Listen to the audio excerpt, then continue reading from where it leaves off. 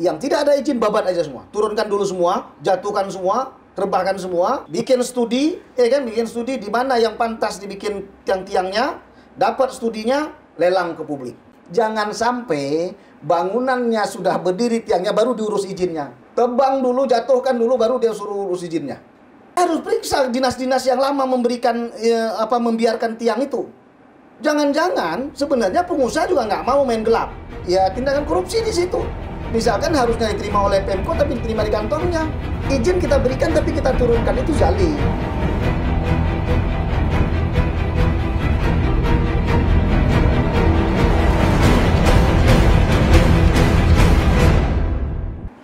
Assalamualaikum warahmatullahi wabarakatuh. Halo pemirsa PTM, apa kabar Anda untuk hari ini? Kami senang sekali bisa kembali lagi bertemu dengan Anda. Dan tentunya kita kembali lagi seperti biasa di hari ini di episode ke-81 di tahun kelima. Untuk hari ini edisi Kamis 29 Mei 2025. Hal-hal viral, hal-hal yang membuat bingung masyarakat tentunya akan kita bahas di PTM. Dan untuk hari ini kita akan membahas bisnis baliho oknum anggota DPRK menggilas pengusaha kota. Benarkah Kadis DPM PTSP bermain? Tentunya narasumber kita ada Bang Dr. Nasrul Jaman STMKes. Beliau adalah pengamat kebijakan publik. Assalamualaikum Bang. Waalaikumsalam warahmatullahi wabarakatuh. Gimana nih Bang? Alhamdulillah sehat. Gimana Rian? Ya, saya ketawa dulu nih Bang ya. Karena memang beberapa minggu yang lalu memang sempat viral. Hal yang dilakukan atau pemotongan atau pencabutan ya atau apalah namanya itu ya Bang ya. Pokoknya tentang beberapa titik baliho di Kota Banda Aceh yang menurut Wali Kota Banda Aceh itu menyalahi aturan atau tidak mempunyai izin, tidak membayar pajak. Nah, tapi beberapa dari pengamatan kita memang ada beberapa titik itu memang dikuasai atau dimiliki atau ownernya itu adalah anggota anggota DPRK Kota Banda Aceh. Nah, gitu. Ini bagaimana Bang? Tanggapan Anda sendiri bahwa tidak ada keterpihakan tentunya kepada pengusaha, gimana menurut Anda sendiri Bang? Iya, sebenarnya kalau kita lihat gebrakan untuk penertiban baliho, saya pikir sesuatu yang sangat positif dan kita harus dukung. Setuju ya, supaya untuk itu setuju. Kota ini tertata dengan baik, ya. Nah, tetapi tindakan Bu Iliza sampai overacting juga nggak baik, ya. Beliau sampai manjat begitu naik di apa itu hanya untuk simbolisasi begitu, nggak perlu juga. Yang dibutuhkan pemimpin itu kan ketegasan dia terhadap penegakan hukumnya saja, ya nggak mesti sampai berlebihan begitulah. Ya, jadi memang kita sudah melihat nih di kota-kota Banda Aceh ini, ya hampir setiap wilayah tuh pinggir jalan ada baliho, ada papan. Ini sebenarnya ada izinnya enggak? Kan itu pertanyaannya. Nah, kalau izinnya itu ada dua. Izin kita menempel spanduk aja kan ada izinnya tuh, PTSP. Harusnya harus bayar. Kemudian kalau baliho ini tentu izin titiknya, izin tiangnya. Ada nggak izin tiangnya? Kenapa izin tiang ini perlu? Karena ini harus sesuai dengan tata ruang kota. Kan gitu. Nah, yang kedua, IMB ini dibutuhkan karena ini beresiko mencelakakan juga. Maka dibutuhkan izin IMB. Nah, di situ nanti ditentukan berapa besar tiangnya, berapa ketebalannya, berapa tingginya, berapa lebar, itu disesuaikan semua sesuai dengan izinnya. Tapi secara kasat mata kan dengan semakin banyaknya titik, billboard atau baliho, apapun itu namanya, ternyata kan juga bisa mendatangkan keuntungan. Oh iya, itu tadi saya bilang. Pemko Banda Aceh kan hampir semuanya penuh. Iya. Ya, penuh. Artinya pendapatan Pemko dari baliho itu signifikan juga. Nah, tapi kalau tadi misalkan anggota DPR yang punya, gimana coba? Kalau misalkan yang ditempel adalah pengumuman-pengumuman semua.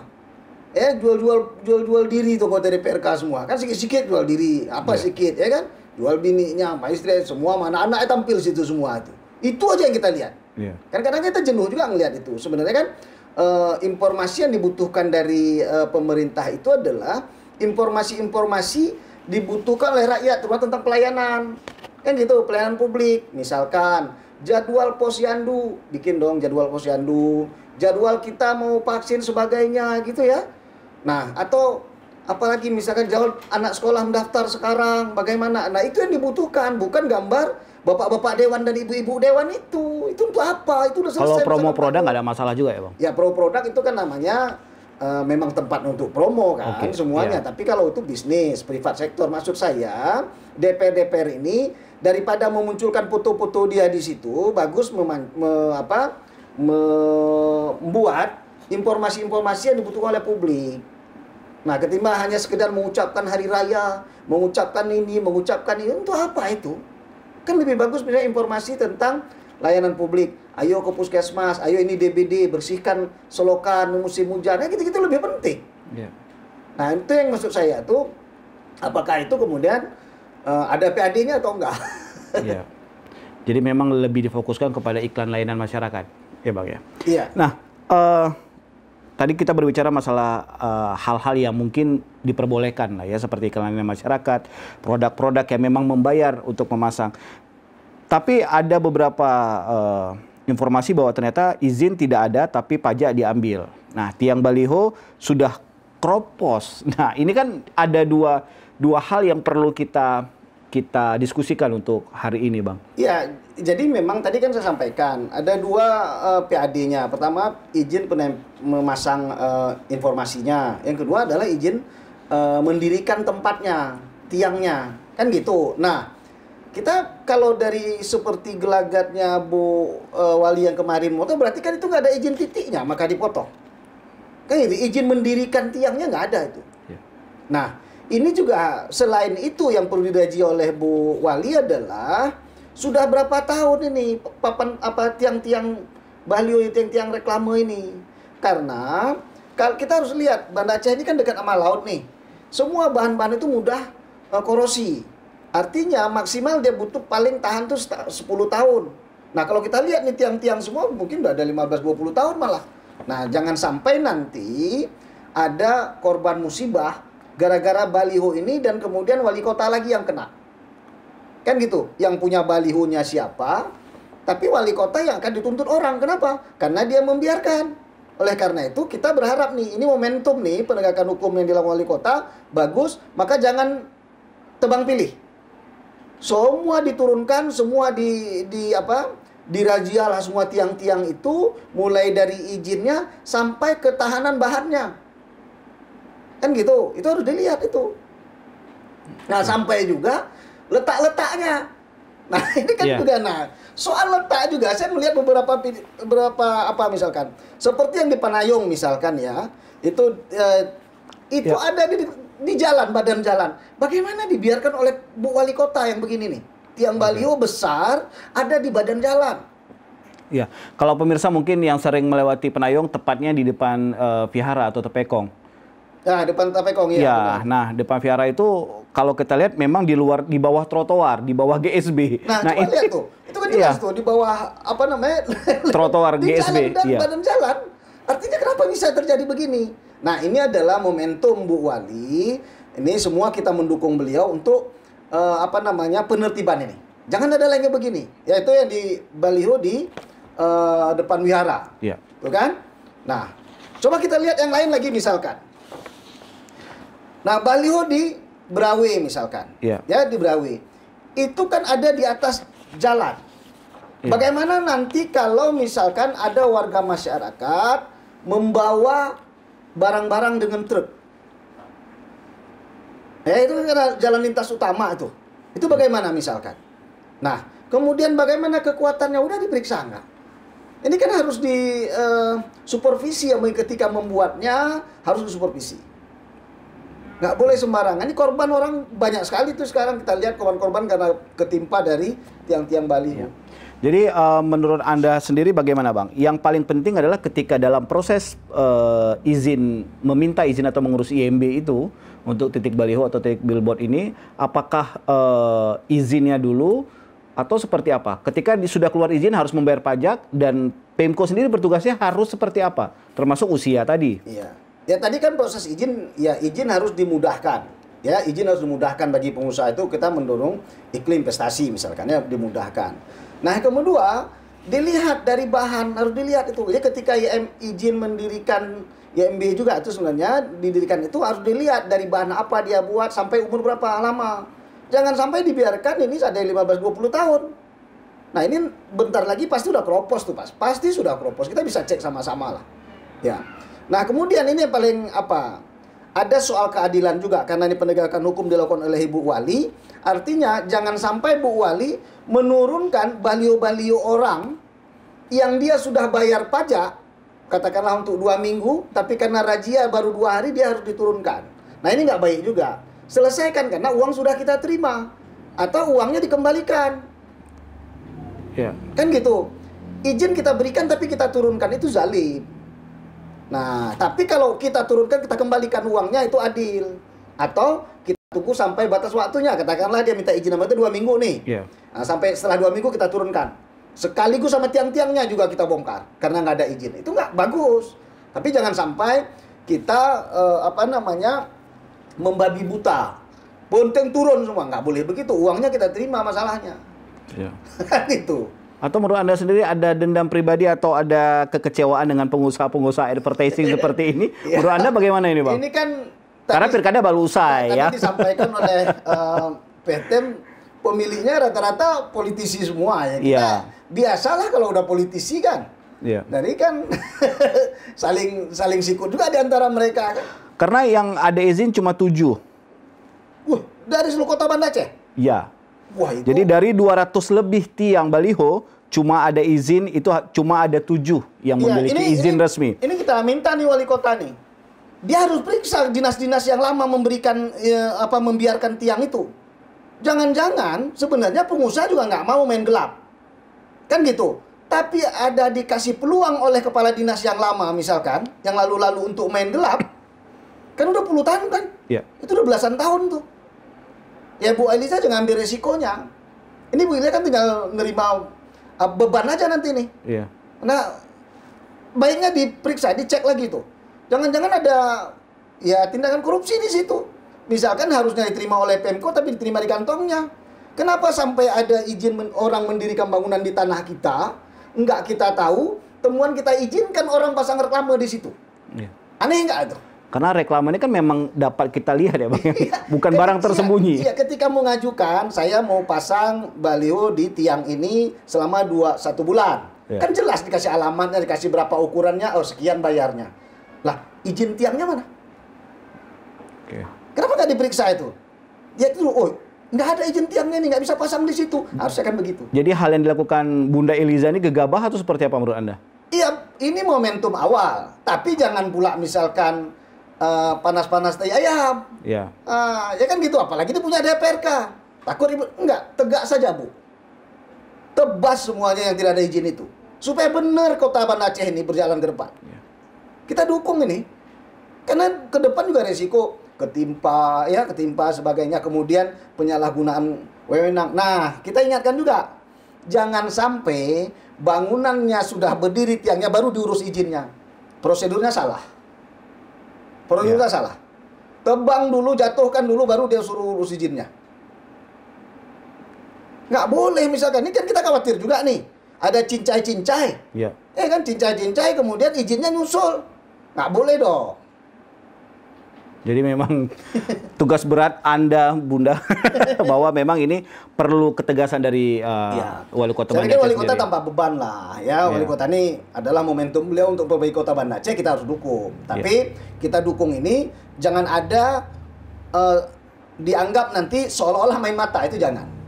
Nah, sejauh ini kan kita belum menganggap begitu. Tapi kalau kemarin gebrakan yang kemarin senyap, ya. Kemudian minggu depan nggak ada gerakan apapun, baliho tetap bertengger, itu ya. Berarti ini ada main mata. Ini hanya kalau istilah di kita itu kan naik harga.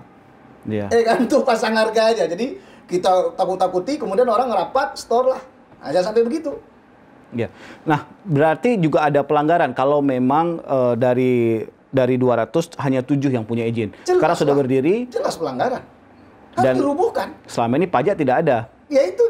Kalau sudah pastilah karena dia izinnya pun nggak ada, kan tidak ada datanya. Kayak mana kita mau kirim surat meminta, pajak tiangmu itu mana? Ya gimana orang alamatnya nggak ada, datanya nggak ada. Minimal dari 200 ini kalau sudah membayar pajak bisa membayar hutang Pemko Banda Aceh. Enggak, ya nggak seperti itu. Tapi artinya kita efektifkan sumber-sumber pendanaan untuk kota lah. Sehingga kalau sumber pendanaan efektif, pendapatan besar, maka kita bisa membangun kota ini menjadi lebih baik lagi gitu. Bicara estetika, ini seperti apa ini Bang? Ya, kan Beberapa jadi titik kalau kita lihat ya Bang, beberapa titik misalnya selain tadi di depan apa namanya, di depan Tapekong, juga ada mungkin kita lihat di depan Jambu-Tape atau di depan Brimob Jambu-Tape, ya. Di situ ada double iklan lah, ada double titik billboard, dan seperti keindahan kota memang kacau sekali. Ya, Anda bisa lihat ada iklan baterai alkalin, terus juga ada papan evakuasi, di sebelah Jambu-Tape juga ada yang kecil. Nah itulah, kalau di Jambu-Tape itu kita lihat hampir tiap sudutnya ada. Ada. Dipastikan lagi, apakah itu misalkan punya izin, ya kan? Kemudian bahan-bahan yang digunakan memang kuat dan tahan sehingga nanti tidak mempunyai resiko kecelakaan musibah bagi yang lewat. Ya, secara estetika diukur juga, dilihat juga lah. Bagaimana jangan sampai menghalangi pandangan orang juga gitu ya. Saya pikir di Pemko Banda Aceh punya tenaga itu untuk mengukur itu, sehingga kalau kemauan di awal ini saya pikir cukup baik, maka Bu Iliza harus konsisten tentang itu. Ya, tidak hanya di Berawe, misalkan juga di Pasar Aceh kan ada begitu juga. Di Pasar Aceh. Kemudian yang dari awal kita masuk Banda Aceh ini kan sebenarnya di Simpang 5 itu coba, yang melintang jalan tuh. Di depan gereja Katolik. Iya. Itu udah puluh tahun tuh. Iya. Ya, tim Pemko harus cek itu. Jangan-jangan nanti habis kita ngomong begini, bulan depan kejadian tuh. Kan udah puluhan tahun. Nah, kita ragu pada kekuatannya. Karena itu pas orang lalu lalang dan itu lalu lintas yang sibuk. Kan gitu. Ketika dia patah, nanti korbannya siapa? Wali kota juga yang kena. Padahal wali kota nggak bersalah. Nah gitu. Jadi memang ya kayaknya kecil sih soal baliho. Tapi apa yang sudah dilakukan Bu Lija, penertiban itu sebenarnya adalah langkah kecil untuk tujuan yang besar. Ya, penertiban, karena sudah berapa wali kota tidak pernah ditertibkan ini. Maka yang dilakukan Bu Eliza kemarin kita dukung, tapi jangan separuh-separuh gitu. Total. Baik. Karena memang estetika juga dengan kondisi kota Banda Aceh, pinggir laut, pinggir sungai, rawan bencana ini, Bang. Nah, selain usia tadi juga sudah kita bahas. Nah, sebenarnya proses seperti apa yang memang saling menguntungkan? Kawan-kawan di advertising, pengusaha juga menguntungkan, Pemko juga menguntungkan, masyarakat juga mungkin bisa terhibur dengan informasi, bisa mendapat informasi yang lengkap. Ini seperti apa? Iya, sebenarnya Pemko bisa melakukan studi untuk menentukan di mana titik-titik tiang reklame bisa didirikan. Setelah ditemukan titik-titik itu, maka dilelang ke publik. Sehingga Pemko dapat besar. Titik-titik itu dilelang ke publik, katakanlah nanti ada 75 titik, dilelang aja. Titik ini sekian, titiknya sekian. Sehingga kan semua masyarakat yang ingin punya papan reklame, ya kan, dia bisa ikut lelang itu. Nah, karena dia sistemnya lelang, makanya tertinggi. Yang untung lagi Pemko gitu loh. Oke, menarik tentunya. Jadi untuk bahwa kita di sini sebenarnya justru mendukung gitu ya Bang ya. Bahwa ternyata memang kita juga memperhatikan estetika tadi, juga kekuatan. Nah, tapi bicara masalah konten atau isinya sebenarnya nggak ada masalah ya Bang. Selama ini menurut Anda sendiri bagaimana? Iya, selain tadi kan ada menjual diri itu tadi. Iya, tadi kan sebenarnya kan banyak juga sudah tersaring ya dengan saya Islam, misalkan kita lihat misalkan iklan kalau di luar Aceh itu terbuka, sampai ke Aceh dia jadi tertutup. Saya pikir kan semua perusahaan-perusahaan sudah menghargai itu. Jadi tidak ada lagi misal kita lihat tiba-tiba kok ada yang putunya vulgar apa itu. Sejauh ini insya Allah Aceh sudah aman dari situ. Ya. Dan harapan Anda sendiri seperti apa ini Bang? Karena memang masyarakat sebenarnya butuh informasi di media luar ruangan tentunya, karena tidak semua bisa mengakses sosmed seperti dengan mudah. Nah, menurut Anda sendiri apakah selain Anda telah menyebutkan bahwa tadi harus dilelang, nah apakah masyarakat semua bisa menggunakan ini memudahkan? Menurut Anda sendiri bagaimana? Iya, tadi karena sistemnya lelang, tentu siapapun yang ingin punya tiang bisa ikut berkompetisi di situ. Kemudian juga harga-harga tentang pasang balionya juga diumumkan aja ke publik. Misalkan sekian, sehingga kan iklimnya jadi sama. Jangan tiba-tiba di sana tinggi, di sini murah. Akhirnya ada papan yang laris, ini yang tertutup. Jadi harga disamaratakan saja. Dan itu sangat ditentukan pada strategis, kurang setengah atau tidak strategisnya tempatnya. Sehingga memang siapapun yang ingin pasang namanya reklam, silakan aja lah. Oke. Untuk perencanaan di awal, nah kita lihat beberapa titik misalnya seperti di Simpang Dodik, ya, itu di situ ada baliho. Saya ingat titik itu memang cukup lama, dari sebelum tsunami juga sudah ada titik itu. Termasuk sekarang di Simpang 3. Nah itu tertutup dengan lampu jalan atau lampu traffic light, lampu lalu lintas. Apakah memang perlu ada sistem yang khusus atau mungkin siapa duluan? Ini seperti apa menurut Anda? Karena memang akhirnya jadi kacau kalau kita lihat estetika juga. Informasinya, pesannya juga nggak sampai. Ini seperti apa ini?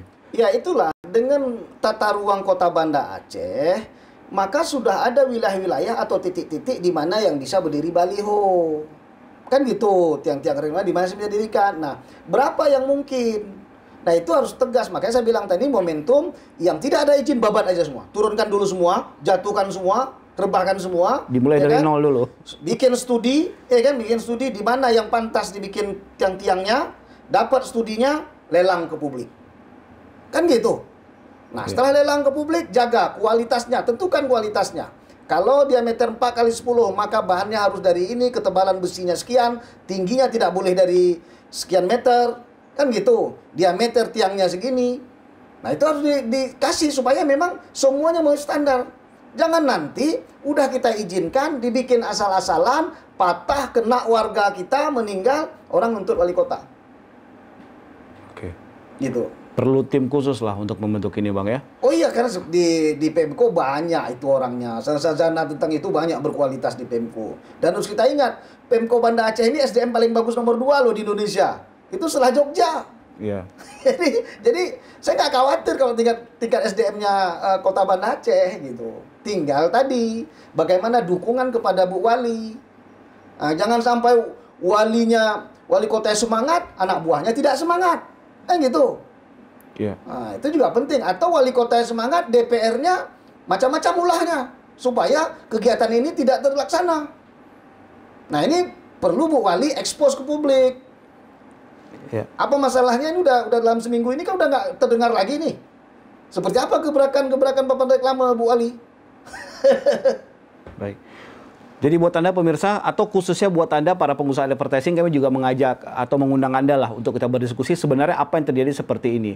Seperti apakah susahnya atau sulitnya untuk mendirikan ini, atau mungkin juga ada ya tikus-tikus atau mungkin ada persaingan. Silakan saja kita diskusi di PTM ini. Karena tadi juga sudah kita sampaikan bahwa memang kekecewaan mungkin ada ya Bang ya. Kekecewaan mungkin ada. Nah, tapi kan juga seperti estetika tadi juga ya sama-sama digambar, nanti Anda bisa menyaksikan bahwa memang kacau sekali, dari estetika juga tidak menarik.